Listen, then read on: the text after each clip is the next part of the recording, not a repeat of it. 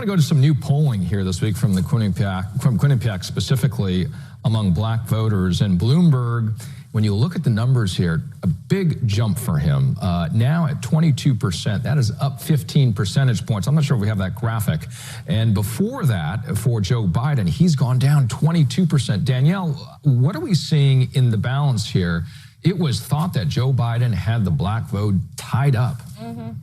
Joe Biden hasn't had anything tied up, okay, this entire election season. So, but in terms of by headline, but you know, right, yeah, yes, right. Yeah. But in terms of the black vote right now, like we were saying, you know, black folks are pragmatic voters. One, we're not a monolith, but we're also very pragmatic. And so when you look at the policies that have been coming out of this administration, the white supremacy that is on the rise in this country, the hate that is on the rise in this country, we're looking at that and saying, wait, we cannot tolerate, we will not be in existence if Donald Trump is able to steal another 4 years in the White House. It's just not going to happen. So when you look at somebody that has unlimited funds, right? I've said this earlier. I said Bloomberg could spend $2 billion and still be worth $59 billion, right? So people are looking and saying, if you can buy these media ads, if you can buy radio, if you can buy television, and you can convince people and play Trump at his own game and play it better, then we're saying maybe he's somebody that we need to be paying attention to, right? Because we're looking at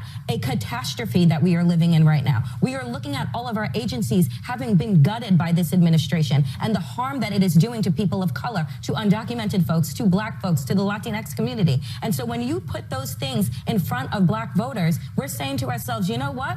He may be the lesser of two evils, right? We may look at stop and frisk and redlining, and nobody's overlooking those things. But at the end of the day, we're saying Trump is a lot worse than Bloomberg could possibly be. Do you know what I'm saying? So it's a false choice that black people are always given. That's right. It's an oversimplification, really, of what might be driving any voting group, and especially when we talk about the African-American voting bloc. Well, let me also touch on that, right? Because everyone talks about the black vote, and I think she's correct when she says, you know, the black vote, black people are not a monolith.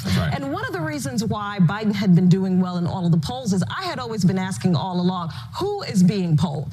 I've never been polled. The black women in my book club have never been polled. No one in my family has ever been polled. People I know who live all around the country who were black have never been polled. So we had always been saying that measuring the black vote with how Biden is doing is incorrect. It's the wrong thing to do. There are a variety of different black people, just as there are a variety of different white people. You've got your Trump voters, you've got your wealthy white people, you've got your poor.